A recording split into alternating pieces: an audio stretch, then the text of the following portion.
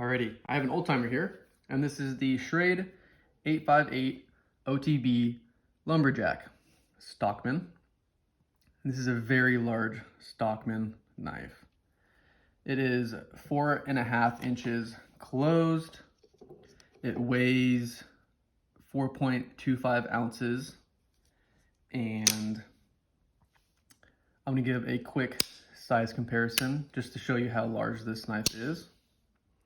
So here is a Rough Rider standard trapper. This is about 4.1 inches closed.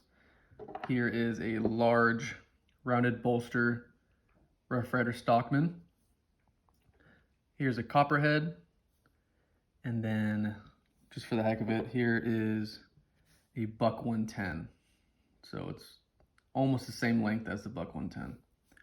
Also here is an American-made old-timer. This is the 8OT. This is considered their large Stockman. So you can see it's considerably larger. Alrighty. So this particular model I have is in bone. So you have these nice bone covers.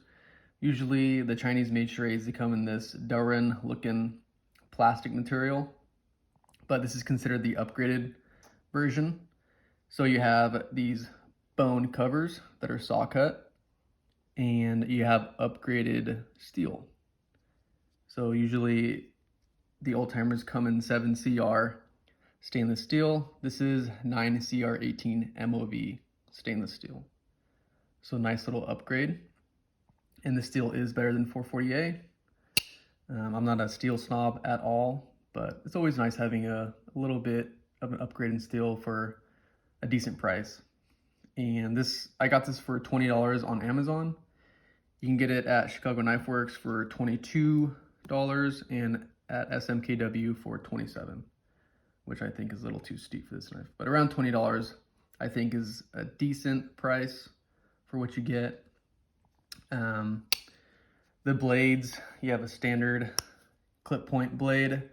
You have that long match strike pull.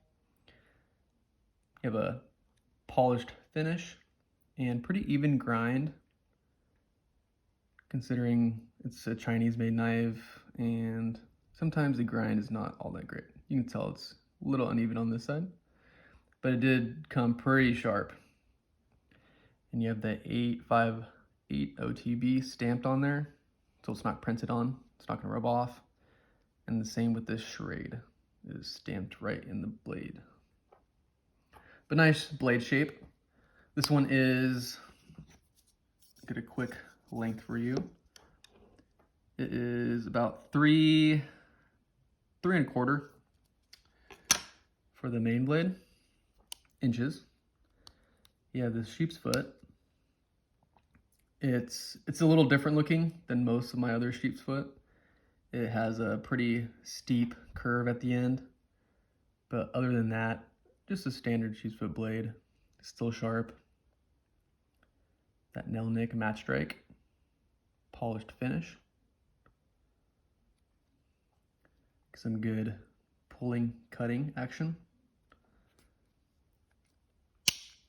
And then you have this kind of quasi spay pen blade. So at the end you have that dip you see in a lot of spay blades, but it's very long and kind of shaped like a pen blade. And it's a pretty long spay pen blade, about just under 2.5. And there's no half stops on these blades, just normal. But good walk and talk on all the blades. They have good snap. Yeah, I actually like this long pen blade. And the thing about this big knife is you get a full one-hand purchase on the knife, and you still have room. And I have like medium to large size hands, so you can get a lot of stuff done with this knife without your hand cramping, because it's a pretty thick knife too. So sometimes on the thinner knives, if I'm doing something or cutting something for a long period of time, my hand gets pretty tired and crampy. But this one just feels bulky in the hand. Feels good. And it looks good too.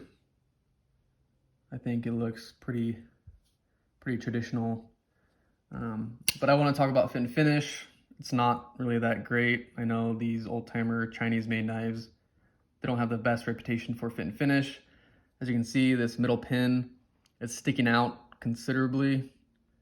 It kind of looks like they forgot to peen this side, or they didn't do it as well. This side is pretty decent, but I'm just concerned about this kind of snagging on my pockets or anything else. I don't think that this will pop out because it's peened a little bit, but there's always that slight chance of it kind of wiggling its way. I might have to peen that myself. But these are brass pins, and they have brass liners, stainless steel back springs. You see a minor crack in the bone right there. I got it like that.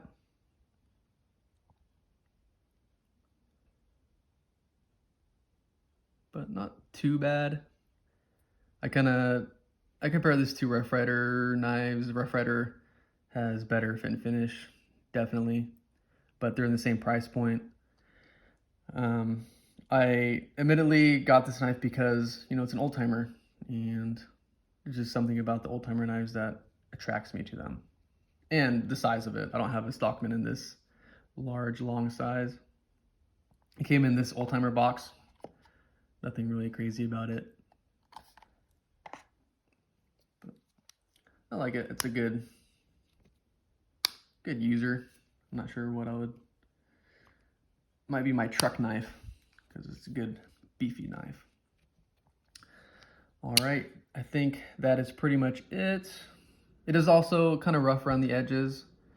The ends right here are pretty, they're not really rounded, which I kind of like a little bit.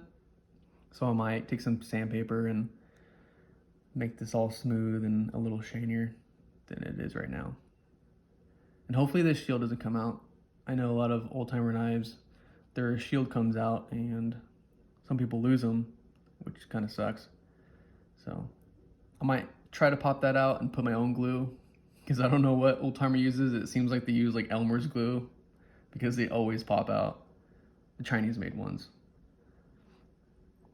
You kind of see it's kind of crooked. I'm not sure what that is, but this bolster looks like it's coming out a little bit.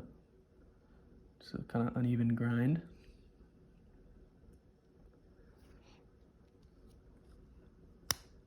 But good walk and talk.